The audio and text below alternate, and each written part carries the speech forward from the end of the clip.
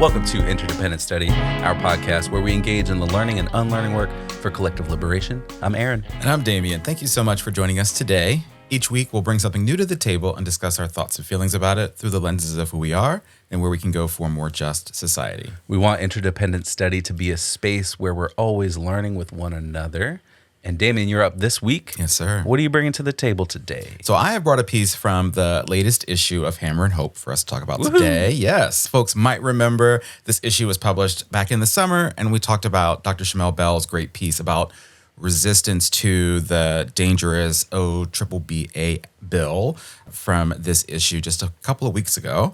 But the piece we read for today is called Building an Opposition to Survive the Trump Era, and it was written by Keeanga-Yamahtta Taylor. And it was really great. It was all about how we've seen mass protests and organizing work being done to stand up to and fight against the Trump administration. And it's, at this point, outright fascism and authoritarianism. But Keeanga-Yamahtta Taylor talks about how that work has been a bit disjointed and fragmented, and her argument is that it's not as effective as it could be. And so she really highlights in this piece the need for a more sustained mass resistance effort that's rooted in local and regional networks that can actually threaten and put a stop to the Trump administration. And there's a lot in this piece. Keeanga brings in a lot of great examples of what we've experienced actually during both Trump administrations to back up her call to action in this piece. And so, yeah, I've been looking forward to talking about this one with you. Yes. Where do you want to start? Yeah, this was a great read. I appreciated the opening part that really lays out how unpopular all of the things that this regime is doing. Yes. While also noting that there is some more reservation from people in their resistance this time around. Yeah. I think there's a little bit more fear, Right. is that point that she made. And one of the things I hold on to, though, in the face of that fear or the reservation is the growth of the demonstrations. And so Keeanga outlines here by saying, quote, hundreds of thousands of people gathered at hands-off demonstrations in April to stop what the organizers called the most brazen power grab in modern history. At Trump's behest, the typically anodyne Flag Day, June 14th, was transformed into a bellicose parade celebrating Trump's birthday and the 250th anniversary of the U.S. Army. The No Kings protests held the same day were the largest anti-Trump demonstrations yet. Organizers claimed that more than 5 million people participated in some 2,000 locations nationwide, the largest single-day protest since the first Trump term, and proof that Trump doesn't have a mandate. Right. And I think that consistent growth from smaller actions at Tesla dealerships that we've read about and talked about here before, to protest Elon Musk early on in the administration, to what happened with hands off and then No King's Day of action, give me a little bit of hope. Yes. And there's another No King's Day coming October 18th. Right. So there's more to do and to look forward to. And so I'm hoping that we see some sustained growth in that as we see people really get out in the streets to tell the administration, like, this is not what any of us want. Yeah, this ain't it. And I think people are also finding smaller ways to do that resistance. And so I would love to see that, to Keeanga's point, that paired with more mass mobilization and mass resistance from organizers and organizations broadly. And I think we're seeing that. It's just where it's coming and when it's coming. Where I was going to say, it's taking some time. Yeah, but people need a place to start and grow into this kind of mass distributed organizing. And so I think we're seeing some of it, and I'm holding on to hope around seeing more of it. Yeah, and this piece really names all of that for us. And it's so funny. I read that part too and thinking about the Tesla protest. And that just feels like, my first thought was, that feels like ages ago. That feels like years ago at this point that was happening. But I agree. I mean, It was 6 months. It was 7 months. You could say that was 6 years ago. That's how much I feel like I've aged this year. So that is a little funny. That stood out to me there. But I really did appreciate Keeanga's work to use the hands-off demonstrations and the No Kings protests to make the argument for more cohesion in our organizing and protests, and how important it is to be clear about the purpose and vision for this work in order for it to be sustained and ongoing and as impactful as possible. And I agree. I think there's some hope there. Right after that, actually, she goes on to say, quote, the protests are not large or politically cohesive enough to pose an actual threat to the regime. His opposition has yet to cohere into a formation with a clear political agenda. Yeah. Part of the reason is that the politics of these demonstrations and the liberal opposition more broadly are muted, if not murky. The No Kings demonstrations were organized to reject, quote, authoritarianism, billionaire-first politics, and the militarization of our democracy, according to the organizers, without offering a vision for how to move forward. What should we do other than protest? What are the constructive demands that could attract a broad base of people? The vague demands of liberals must lead ordinary people to assume their goal is to get society back to how things were before Trump returned to power. Organizers aren't offering enough political clarity, right? So I think you're right there that there's hope in what we're experiencing. But to sort of put both of those quotes together, I thought that was some really powerful analysis around what's happening and what's needed. And I definitely appreciated those questions. And I think they're important questions for organizers to consider at all levels and work that organizers need to do to ensure that our movements and our protests and where we're going, is and are as effective as possible, can make the impact that we need them to make. Yeah, and I think people are craving a vision for what does it look like on the other side of that, on the other side of this moment. Yes. Because sometimes it's just, well, vote blue. Yeah. And well, that seems flawed in many, many ways and doesn't inspire a lot of hope. And so, I think that creating that vision, I think, is key. One of the things I wanted to bring here is that most people in this country don't believe what they think makes a difference. And I'm not going to argue with that. There's lots of data that points to that being true. And we see that in the disconnect in what public opinion is and what public policy is and how much of a gap that has. And so Keeanga says, quote, the American public views their governing and civic institutions as caught between corrupt and ineffective. In the spring of 2024, less than a quarter of Americans polled expressed trust in the federal government to do the right thing. Wow. That was during the Biden administration. 85% of people said they don't think elected officials care what people like them think. Such skepticism also extends to political parties. A record 28% expressed sour views of both major parties, an increase from 7% 20 years earlier. Americans' confidence in the Supreme Court slid a whopping 27 percentage points from 2019 to 2025. No idea why there. Yeah. 3/4 of Americans believe that democracy is under threat, but much of that sentiment seems driven by how people experience an impoverished democracy in their day-to-day lives. And how ineffective is a government where 85% of people don't think their elected officials care what they have to think? Wow.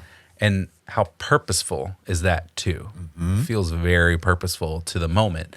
And that kind of thinking means they don't want us to believe that we can affect change because they don't want us to. They want to keep their jobs. They want to keep their power that they have access to and don't want to do anything with. And so there's a lot of angst. There's a lot of disconnect. And there's a lot of, I think, it's not apathy. No. But it's belief that what we think doesn't matter because what really matters is money. Yeah. And regular people don't have it. And, there are so many things that tie money to being the actual power behind our government in lobbies and all kinds of stuff. Absolutely. I think you make some really great points there, and connecting back to what you talked about a little bit earlier about the need for vision, right? And the vision has to include this. The vision has to include, where are our people? What are people thinking and feeling about our government and our leadership and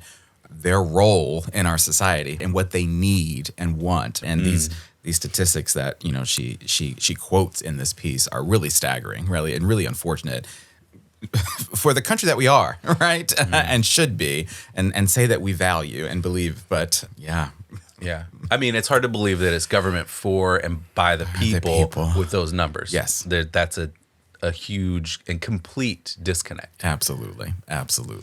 One of the things I wanted to talk about was how Keeanga highlights in this piece the need to be strategic and coordinated in these protests and movement work that we've been talking about here. But she's also really clear about the need to fight like hell against the Trump administration. Despite how we're all feeling, the fight needs to happen. And especially in response to just the onslaught that everything the Trump administration has been doing, which is sort of the point. And she quotes the governor of Illinois to help bring this point home. So I wanted to share that. So she says, quote, "This view of democracy among liberals and Democrats will defend it when we like the candidate, policy, or court decision is not much different from Trump's democracy. His administration will go along with policies and court decisions it likes and ignore those it doesn't." Recently, Governor J.B. Pritzker of Illinois told Democrats, quote, "It's time to fight everywhere and all at once, imploring, never before in my life have I called for mass protests, for mobilization, for disruption, but I am now." He added, "These Republicans cannot know a moment of peace. They have to understand that we will fight their cruelty with every megaphone and microphone that we have." Many other Democrats share his desire to fight Trump on their terms, but not in ways that challenge the parts of the status quo they continue to defend. That includes the disgraceful role of the U.S. in financing Israel's ongoing genocide of Palestinians.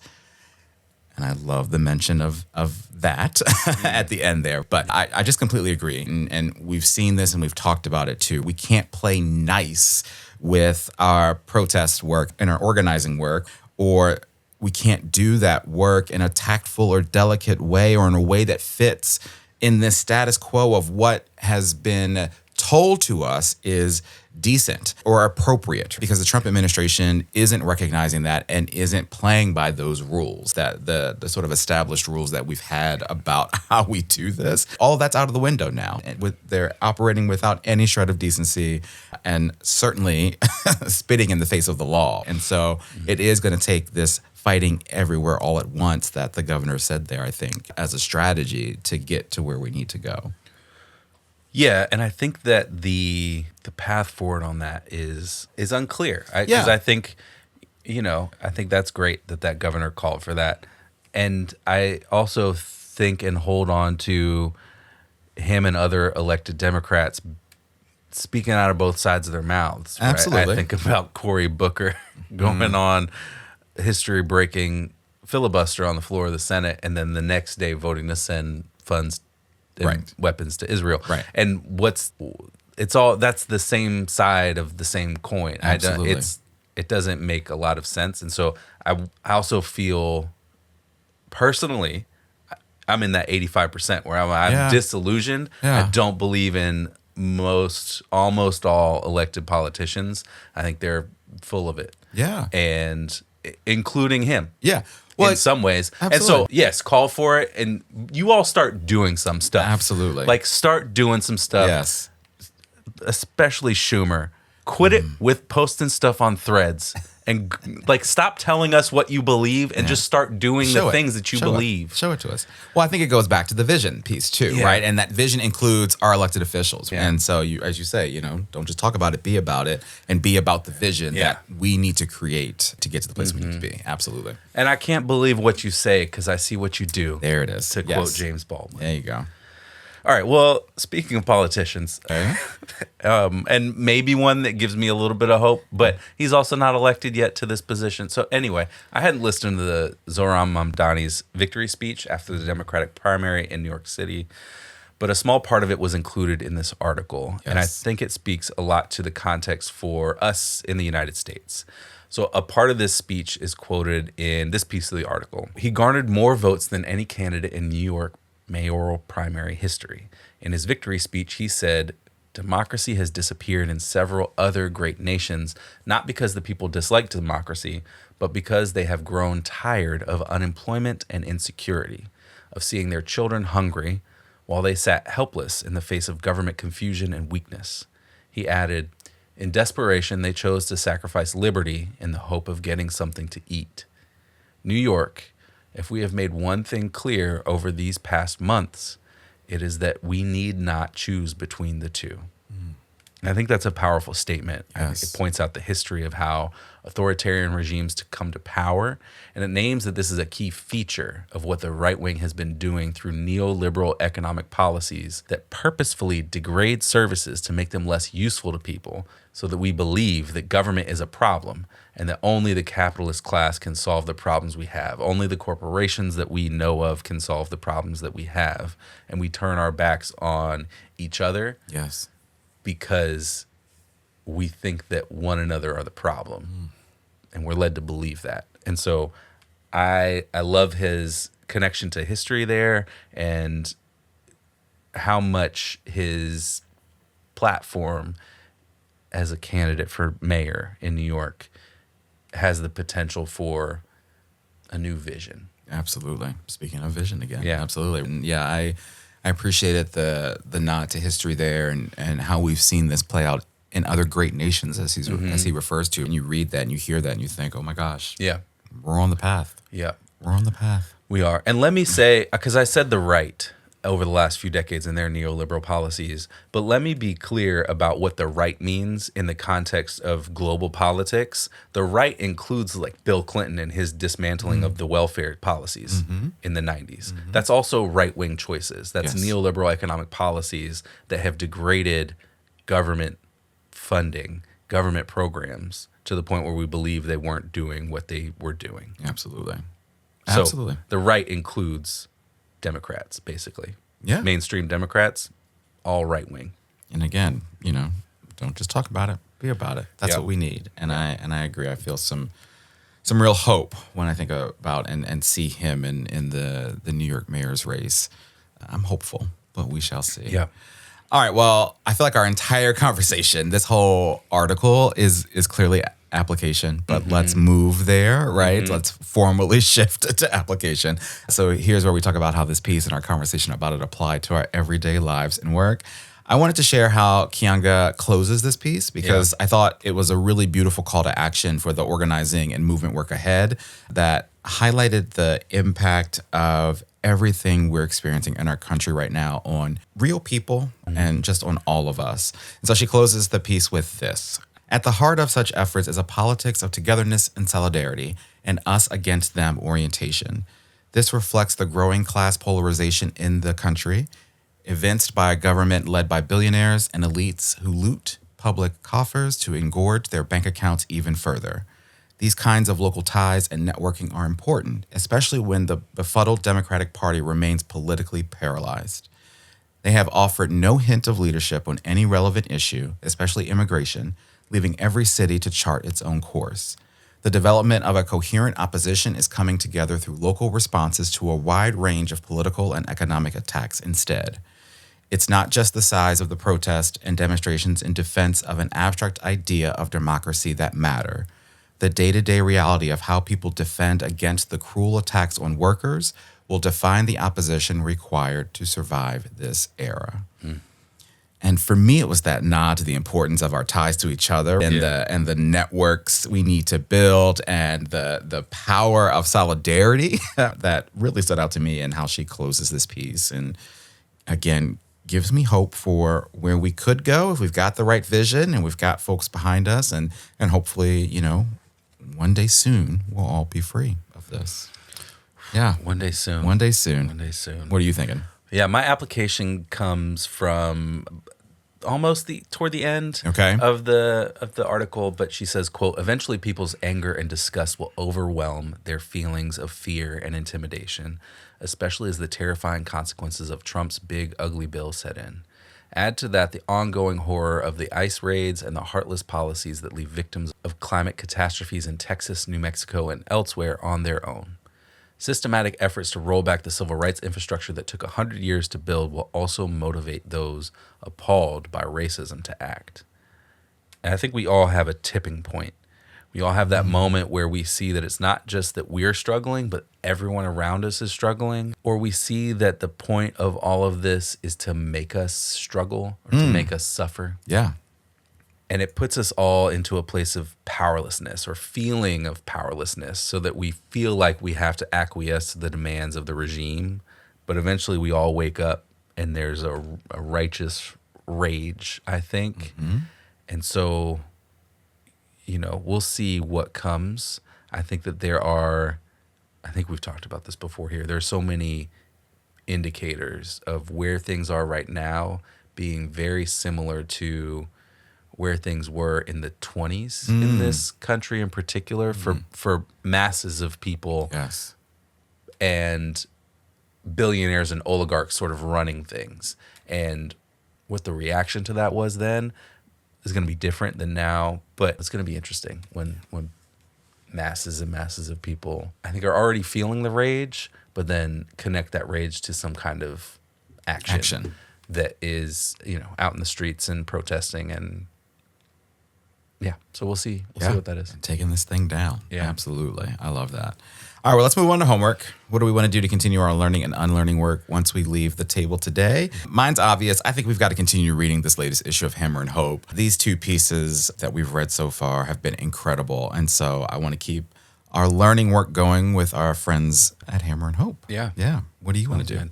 One of the books that Keeanga-Yamahtta Taylor has written is called Race for Profit: How Banks and the Real Estate Industry Undermine Black Homeownership. Yes. And we haven't read that yet. No. So I'm adding that to our ever-growing list of books to read, and we'll see when or if we get to it. But I'm going to put it on the list. And, I love it. Which, gives us a better chance than it not being on the list. Absolutely. It's got to be on the list to actually make it to this table one day. So, absolutely. We've read, I think, almost all of her other books. So we might as well read this one as well. Absolutely. All right. Well, that's our conversation about this incredible piece in Hammer and Hope. Check it out for yourselves. Aaron, you're up next time. What are you bringing to the table in our next episode? I'm bringing our September book to the table for next week, which I know technically this means it'll be released on the 1st of October, but we read the book in September. Yes. So that's what counts. Absolutely. Yeah. But the book is called The Theory of Water: Anishinaabe Maps to the Times Ahead, which was written by Leanne Betsimose Simpson. It was published earlier this year in April 2025 by Haymarket Books, and it's incredible. It explores the different ways of knowing and listening to and following water and how that could change our collective relationship to the world. And it's a beautiful book in which Leanne connects the stories and knowledge of the Anishinaabe to radical Black traditions and abolitionism and emergent strategy and more. Yeah. I mean, there's been so many. She makes so many connections to things we've read. Yes. For the there's podcast. So many references. I know. Every time I'm like, ooh, that, ooh, that. But it's such a beautiful book in so many ways, and especially in getting us to think about what's possible. And so I'm so excited for us to talk about it. And yes, you're right. We read it in September, so it counts. Yeah. We're going to record it in September. We're not recording it on the morning of October 1st. There you go. Yeah. So if that helps folks, I know some folks are particular about these kinds of things. It's going to be okay. And another way to look at it is that we'll have 2 book episodes in October. There you go. Yeah. Absolutely. I love that. Bonus. All right. Well, with that, we want to thank you for joining us today. You know what we want you to do here, but in case you forgot, please follow, leave a rating and review, share our podcast with the people in your life. Follow us on social media, including Instagram, TikTok, and Blue Sky. Check us out on YouTube and sign up and join us on Patreon to get notified about any new things we've got going on behind the scenes. Yes, thank you so much for listening. And remember, it's not about us, but it is about all of us. And we'll talk to you next week.